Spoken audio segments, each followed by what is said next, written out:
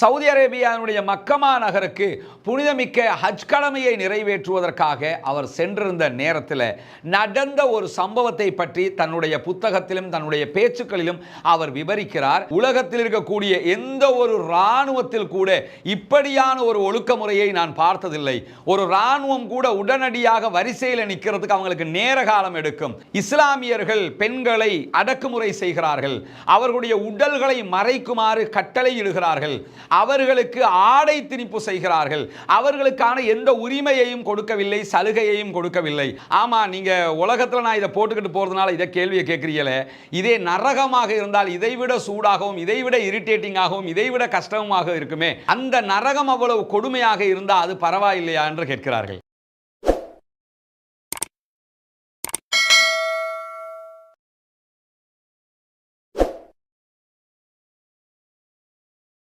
அன்பிற்கினிய சகோதர சகோதரிகளே, நம் அனைவர் மீதும் ஏக இறைவனுடைய அமைதியும் கருணையும் உண்டாகட்டுமாக. அஸ்ஸலாமு அலைக்கும் வரஹ்மத்துல்லாஹி வபரகாத்துஹு. புனிதமிக்க ரமலானுடைய மாதத்திலே மகிழ்ச்சியை தேடிய மனிதர்கள் என்கிற தலைப்பில் இஸ்லாமிய மார்க்கத்தை தங்களுடைய வாழ்வியல் நெறியாக ஏற்றுக்கொண்ட பிரபலமான மனிதர்கள் தொடர்பான செய்திகளை பார்த்து வருகிறோம். அந்த அடிப்படையில் கடந்த நாட்களில் மீனாட்சிபுரம் என்கிற ஒரு ஊரே மொத்தமாக ரஹமத்து நகராக மாறிய வரலாற்றை பார்த்திருக்கிறோம். அந்த வீடியோக்களை பார்க்காத சகோதரர்கள் ரஸ்மினம்ஐஎஸ்சி நியூஸ் மற்றும் ரஸ்மினம்ஐஎஸ்சி அப்டேட்ஸ் என்கிற 2 சேனல்களையும் அந்த வீடியோக்களை பார்க்க முடியும். ரஸ்மினம்ஐஎஸ்சி என்கிற நம்முடைய முகநூல் பக்கத்திலும் அந்த வீடியோவை முழுமையாக நீங்கள் பார்க்க முடியும். இந்த நிலையில் நேற்றைய தினம் இறுதியாக யுவான் ரிட்லி என்கிற பிரித்தானியாவினுடைய பிரபல பத்திரிகையாளர் 11 நாட்கள் தாலிபான்களுடைய கட்டுப்பாட்டில் சிறைவாசம் அனுபவித்தவர், பின்னாட்களில் பேச்சுவார்த்தை மூலமாக விடுவிக்கப்பட்டவர், எப்படி இஸ்லாத்தை ஏற்றுக்கொண்டார், அதனுடைய பின்னணி என்ன என்கிற தகவல்களை பார்த்திருக்கிறோம்.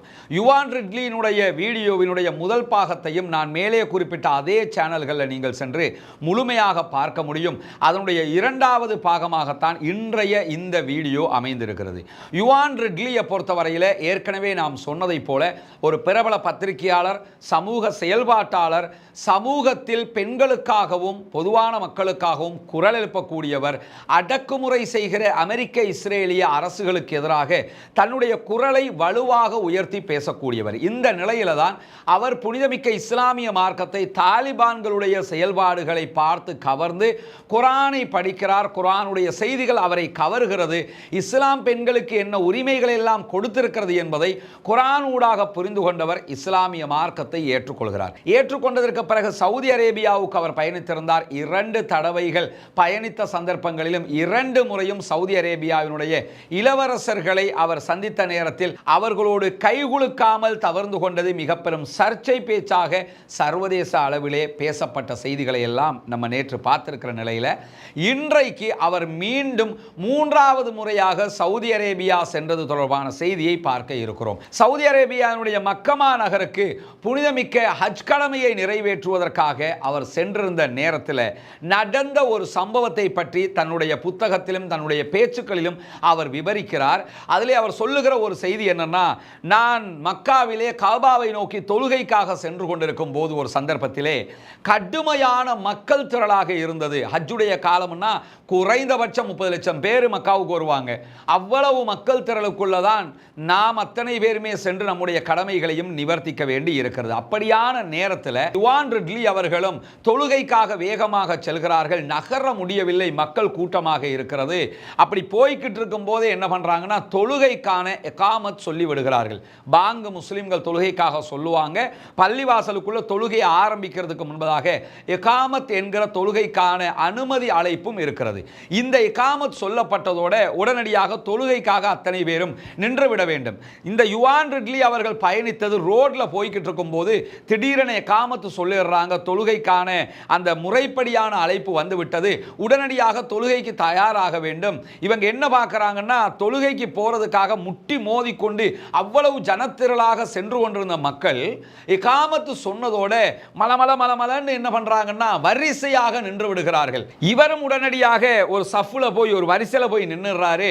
நின்னுட்டு சுற்றுமுற்றும் திரும்பி எல்லாம் பார்க்கிறார். என்னடா இது, இப்பதான் தொழுகைக்கு வந்தோம், வரும்போது முட்டி மோதிக்குன்னு அவ்வளவு ஜனத்திரளாக வந்தாங்க, இகாமத்து தொழுகைக்கான முறைப்படியான அனுமதி வந்தது மட்டும்தான், உடனடியாக அத்தனை பேரும் வரிசையில் நின்றுட்டாங்களே, அந்த வரிசையில் நிற்கிற பாணி எல்லாம் அவர் திரும்பி திரும்பி பார்க்கிறாரு. பார்த்து விட்டு ஆச்சரியப்பட்டு என்ன சொல்றாருன்னா, உலகத்தில் இருக்கக்கூடிய எந்த ஒரு இராணுவத்தில் கூட இப்படியான ஒரு ஒழுக்க முறையை நான் பார்த்ததில்லை. ஒரு இராணுவம் கூட உடனடியாக வரிசையில் நிற்கிறதுக்கு அவங்களுக்கு நேர காலம் எடுக்கும். அதற்கென்று சில அறிவிப்புகள் வர வேண்டும், கமெண்டிங் வர வேண்டும். அதற்கு பிறகுதான் அவங்க வரிசையில் நின்று அவங்களுடைய அந்த செட்டப்ல வந்து நிற்பாங்க. ஆனா எந்த விதமான கமெண்ட்டும் இல்லாமல் இகாமத் சொல்லப்பட்டவுடன் நடந்து சென்றவர்கள் உடனடியாக அந்தந்த இடங்களிலேயே வரிசை கிரமமாக நின்று விட்டார்கள். இப்படியான ஆச்சரியத்தை நான் பள்ளி வாயிலில் தவிர வேறு எங்குமே பார்த்ததில்லை. இவர்களை பார்த்தா இந்த உலகம் ஒழுக்கமற்றவர்கள், டிசிப்ளின் தெரியாதவங்க, டீசென்ட் தெரியாதவங்க, இவங்களுக்கு என்ன கௌரவம் இருக்கிறது, இவர்கள் எல்லாம் ஒரு விதமானவர்கள் என்று இந்த மக்களை பார்த்து தான் பேசுகிறதா என்று சொல்லி ஆச்சரியப்பட்டு விட்டு சொல்கிறார். இவர்கள் அரபிகள் மட்டுமல்ல, அரபி அல்லாதவர்களும் இருக்கிறார்கள். மொத்த உலக ஜனத்தொகையில இஸ்லாமியர்களாக இருப்பதில் 15% மட்டும்தான் அரபிகள், மிடில் ஈஸ்டை சேர்ந்தவர்களாக இருக்கிறார்கள். மீதமுள்ள 85% அவுட் ஆஃப் மிடில் ஈஸ்ட்ல இருக்கக்கூடியவங்க. அத்தனை பேரும் கலந்து கொள்ளுகிற ஒரு இடமாக மக்கமா நகரத்தினுடைய கஅபாவினுடைய அந்த பகுதி ஹஜ்ஜுடைய நேரத்திலும் உம்ராவுடைய நேரத்திலும் இருக்கிறது. எந்த நேரத்திலும் வெளிநாட்டு மக்களால் கவரப்படக்கூடிய ஒரு பகுதியாக, இபாதத்துக்காக இஸ்லாமியர்கள் செல்லக்கூடிய ஒரு பகுதியாக இருக்கிறது. அந்த இடத்துல எப்படி ஒரு அறிவித்தல் வந்ததோடு இவ்வளவு நேர்த்தியாக இவர்கள் கட்டமைப்பாக வந்து நிற்க முடிந்தது என்பதுதான் எனக்கு எழுந்த மிகப்பெரிய ஆச்சரியமான செய்தியாக இருக்கிறது என்கிறார் யுவான் ரிட்லி என்கிற பிரித்தானிய பெண் பத்திரிகையாளர். இந்த மாதிரியான நேரத்தில் இஸ்லாமிய பெண்கள், குறிப்பாக இவர் சொல்லக்கூடிய ஹிஜாபு பற்றிய தத்துவத்தை நாம் அதிகமாக பார்ப்பதற்கு கடமைப்பட்டிருக்கிறோம். ஏன்னா உலகம் முழுவதும் இஸ்லாமிய பெண்களை பார்த்து வைக்கப்படக்கூடிய, இஸ்லாத்தை பார்த்து முன்வைக்கப்படக்கூடிய மிக முக்கியமான ஒரு 5 குற்றச்சாட்டை எடுத்துக்கிட்டோம்னா அதில் வரக்கூடிய முதல் 3 குற்றச்சாட்டுகளில் ஒன்றாக இஸ்லாமிய பெண்களுடைய ஆடை பற்றிய குற்றச்சாட்டு இருக்கும். இஸ்லாமியர்கள் பெண்களை அடக்குமுறை செய்கிறார்கள், அவர்களுடைய உடல்களை மறைக்குமாறு கட்டளையிடுகிறார்கள், அவர்களுக்கு ஆடை திணிப்பு செய்கிறார்கள், அவர்களுக்கான எந்த உரிமையையும் கொடுக்கவில்லை, சலுகையையும் கொடுக்கவில்லை, அவர்கள் ஒரு அடங்கி இருக்கக்கூடிய சிறை கைதி போன்று ஆக்கப்படுகிறார்கள் என்றெல்லாம் விமர்சனங்களை முன்வைக்கிற காட்சியை நீங்க பார்த்திருப்பீங்க. ஆனா இதே நேரத்தில் என் கணவர் சொல்லித்தான் நான் ஹிஜாபு போட்டுக்கிட்டு இருக்கிறேன், இல்லை நான் போட மாட்டேன் என்று சொல்லுகிற எந்த பெண்ணையும் நீங்க பார்க்க முடியாது. எங்க அம்மா சொல்லித்தான் போடுறேன், இல்லை நான் போட மாட்டேன் என்று சொல்லுகிற எந்த பெண்ணையும் பார்க்க முடியாது. காரணம் என்னன்னா, இஸ்லாமிய பெண்கள் வலுக்கட்டாயமாக திணிக்கப்பட்டு அந்த ஆடையை அணியவில்லை. அவர்கள் ஏற்றுக்கொண்டிருக்கக்கூடிய புனிதமிக்க இஸ்லாமிய மார்க்கத்தினுடைய தாத்பரியங்கள், தத்துவங்கள், உண்மை செய்திகளை ஏற்றுக்கொண்டு, எனவே நான் இப்படி ஆடை அணிவதுதான் என்னுடைய உலகத்திற்கும் பாதுகாப்பு, மறுமைக்கு பிறகுண்டான வாழ்க்கையும் வெற்றியாக அமைவதற்கான காரணமாக இருக்கும் என்றுதான் அவர்கள் ஹிஜாப் என்கிற உடல்களை மறைக்கக்கூடிய ஆடையை அணிந்து வருகிறார்கள். இஸ்லாமிய பெண்கள் முகத்தை திறந்து, கையினுடைய மணிக்கட்டுகளை திறந்து உடல் முழுவதும் மறைக்கக்கூடிய ஆடையை அணிவார்கள். உடலை மறைக்கக்கூடிய விதமாக என்ன ஆடையை அணிஞ்சாலும் அதுக்கு பேர் ஹிஜாப் என்று ஆயிரும். காரணம் என்னன்னா, உடம்பை மறைக்கணும், அவ்வளவுதான் உள்ள சட்டமே தவிர அபாயா அணிந்துதான் உடலை மறைக்க வேண்டும் என்கிற எந்த சட்டமும் இஸ்லாத்தில் சொல்லப்படவில்லை. ஆனால் இஸ்லாமிய பெண்கள் ஹபாயா என்ற ஒரு ஆடை அணிவாங்க. அது ஈஸியான ஆடை, அப்படி எடுத்து போட்டுக்கிட்டு போயிடலாம், அதுக்காக அணிகிறாங்களே தவிர அதுதான் இஸ்லாமிய ஆடை என்று அர்த்தம் அல்ல. இஸ்லாத்தை பொறுத்தவரை எந்த ஆடையை கொண்டாவது உடலை மறைக்க வேண்டும் என்பதுதான் அதனுடைய அடிப்படை தத்துவமாக இருக்கிறது. இந்த நிலையில யுவான் ரிட்லி அவர்கள் ஹிஜாபு தொடர்பாக சொல்லக்கூடிய செய்திகள் மிக வித்தியாசமான செய்திகளாக இருக்கிறது. ஏன்னா அவங்க இஸ்லாத்தை விரும்பி ஏற்றுக்கொள்கிறார்கள், குர்ஆனை படித்து ஏற்றுக்கொள்கிறார்கள். இஸ்லாத்திற்குள் வந்ததற்கு பிறகு ஹிஜாபு பற்றிய நிறைய கேள்விகளை அவரை நோக்கி பல பத்திரிகையாளர்களும் முன்வைக்கிறார்கள். ஒரு சந்தர்ப்பத்தில் யுவான் ரிட்லிட்ட, நீங்க ஏன் ஹிஜாப் அணிகிறீங்க, நீங்க ஏன் இப்படியான ஆடை அணிகிறீங்க, இது அணியாமல் இருக்கலாம், வளம மாதிரி நீங்க இருந்த மாதிரி இருக்கலாம் இல்லையா என்று சொல்லி கேட்கப்படும் போது அதற்கு அவர் சொன்ன ஒரு அற்புதமான பதில் என்னன்னு கேட்டா, முதலில் ஹிஜாபோ என்ன ஒரு ஆடையோ அது என்னுடைய உரிமை, நான் எதை அணிய வேண்டும் என்பதை நான் தான் தீர்மானிப்பேனே தவிர மேற்குலகமோ ஊடகங்களோ இன்னொருவரோ அதை தீர்மானிக்க முடியாது. எனவே இத்தனை நாட்கள் நான் வேறு விதமான ஆடைகளை அணிந்தேன், இப்பொழுது உடலை மறைக்கிற ஆடை அணிகிறேன் என்றால் இத்தனை நாட்கள் நான் அணிந்ததும் என்னுடைய உரிமை பிரகாரம், இப்பொழுது நான் ஹிஜாப் அணிவதும் என்னுடைய விருப்பம், என்னுடைய உரிமை, இதிலே நீங்கள் தலையிட முடியாது என்று கட் அண்ட் ரைட்டாக கிறிஸ்டல் கிளியராக பதில சொல்லிட்டு அடுத்ததாக அதுக்கு ஒரு லிட்டரேஷன் ஒன்று சொல்றாங்க. அது ரொம்ப ரொம்ப அற்புதமாக இருக்கிறது. என்ன சொல்கிறாங்கன்னு சொன்னால்,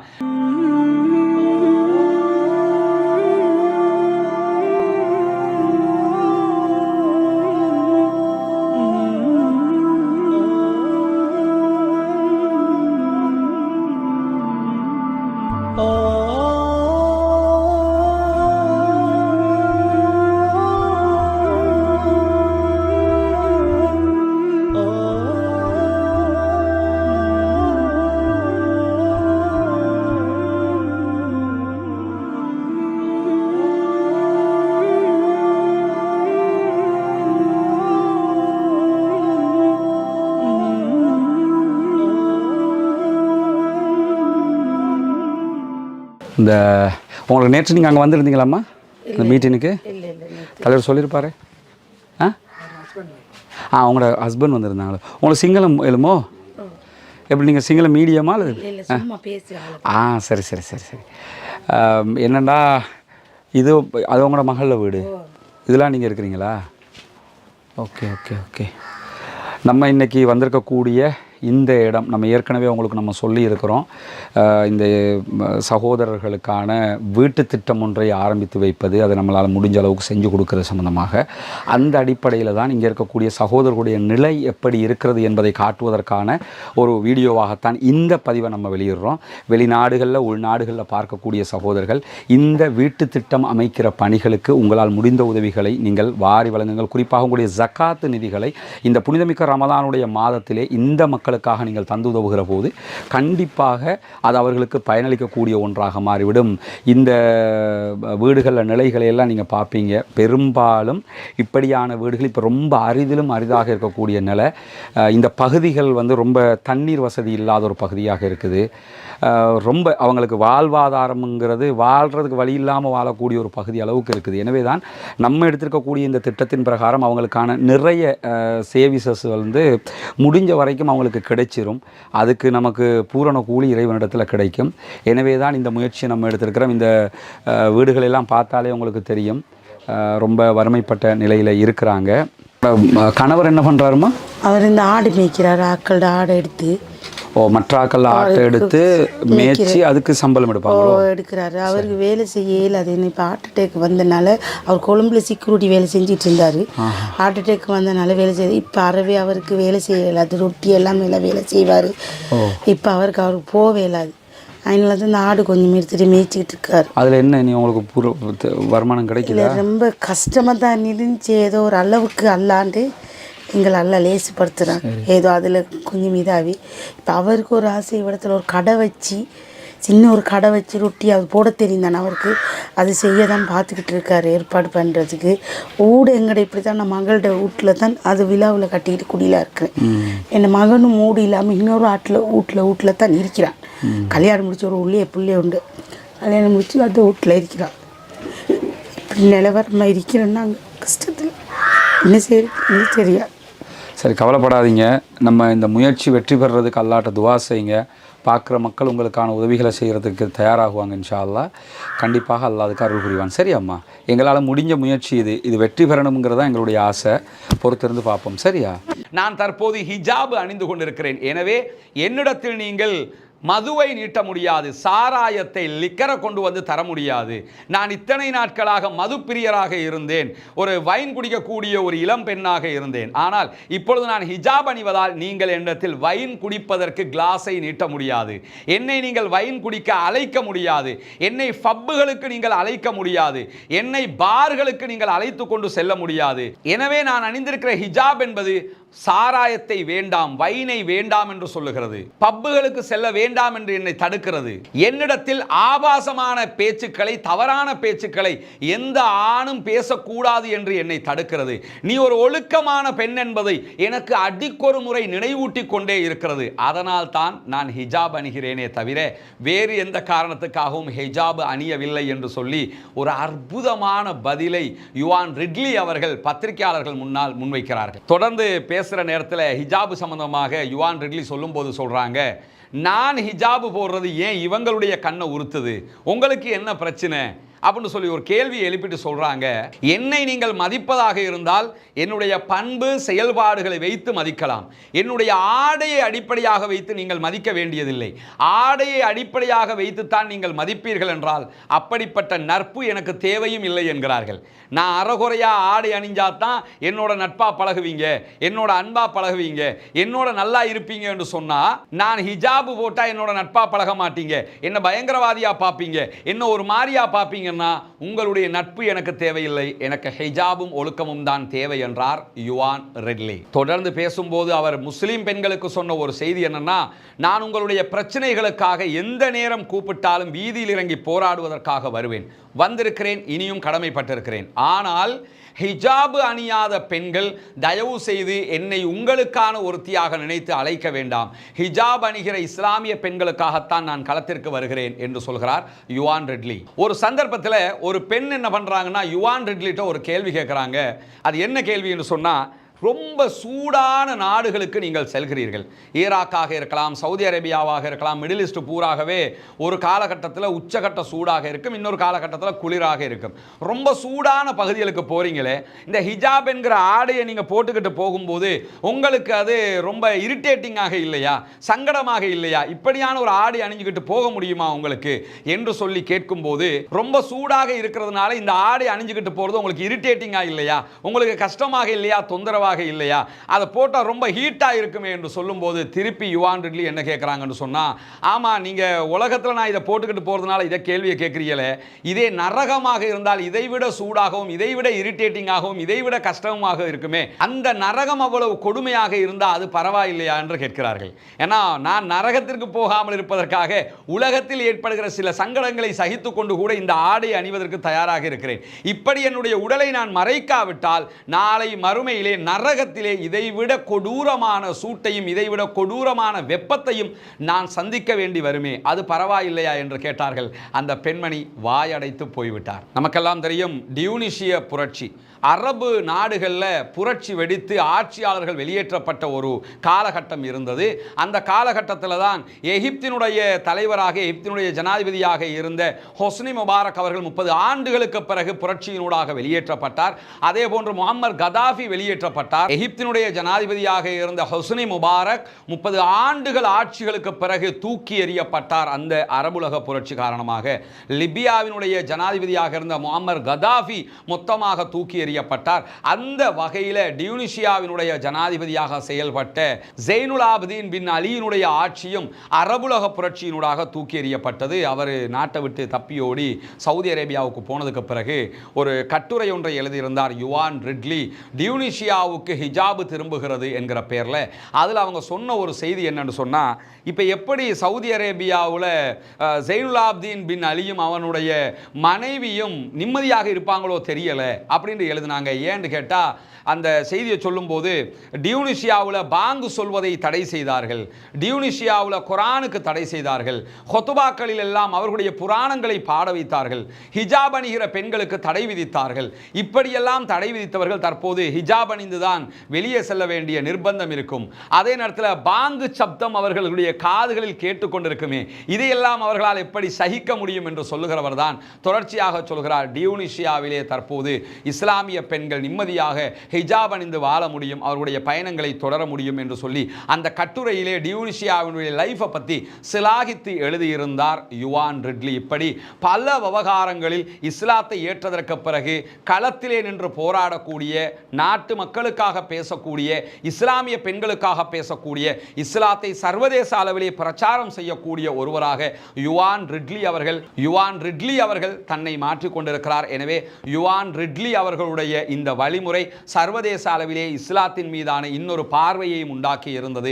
இஸ்லாத்தை பெண்கள் அதிகமாக படிப்பதற்கு காரணமாக அமைந்தது மட்டுமல்லாமல் பிரித்தானியாவிலே அதிகமாக இஸ்லாத்தை ஏற்றுக்கொள்ளக்கூடியவர்கள் பெண்களாக இருக்கிறார்கள் என்கிற தரவுகளும் வெளியாகி இருக்கிறது. காரணம் என்னன்னா, இஸ்லாம் பெண்களுக்கு உரிமையை கொடுக்கவில்லை என்று ஊடகங்கள் பிரச்சாரம் செய்கிற அதே நேரம் இஸ்லாம் அப்படி என்ன கொடுமையை செய்கிறது என்பதை பார்ப்பதற்காக, படிப்பதற்காக குரானை புரட்டக்கூடிய பிரித்தானிய பெண்கள் பெண்கள் இஸ்லாத்தின் மூலமாகவும் குர்ஆனின் மூலமாகவும் கவரப்படுகிறார்கள், இஸ்லாத்தை நோக்கி வருகிறார்கள், மகிழ்ச்சியை தேடுகிறார்கள், மகிழ்ச்சியை அடைகிறார்கள்.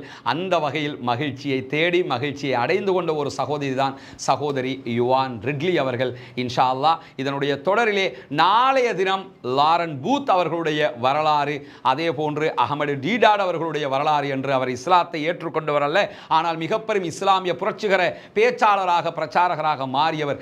அவரையும் இந்த இடத்திலே நாம் சேர்த்து பேசுவதற்கான ஒரு முக்கியமான காரணம் இருக்கிறது. தமிழ் மொழியிலே பேசப்பட வேண்டிய ஒரு வரலாற்று நாயகராகவும் அகமது டீடாட் அவர்களும் இருக்கிறார்கள். எனவே இது போன்ற பல பேருடைய வரலாறுகளையும் தொடர்ந்து எதிர்பாருங்கள். நம்முடைய சேனலை சப்ஸ்கிரைப் செய்யாத சகோதரர்கள் சப்ஸ்கிரைப் செய்து இணைந்து கொள்ளுங்கள். வாஹ்ர தஅவானா அல்ஹம்துலில்லாஹி ரப்பில் ஆலமீன்.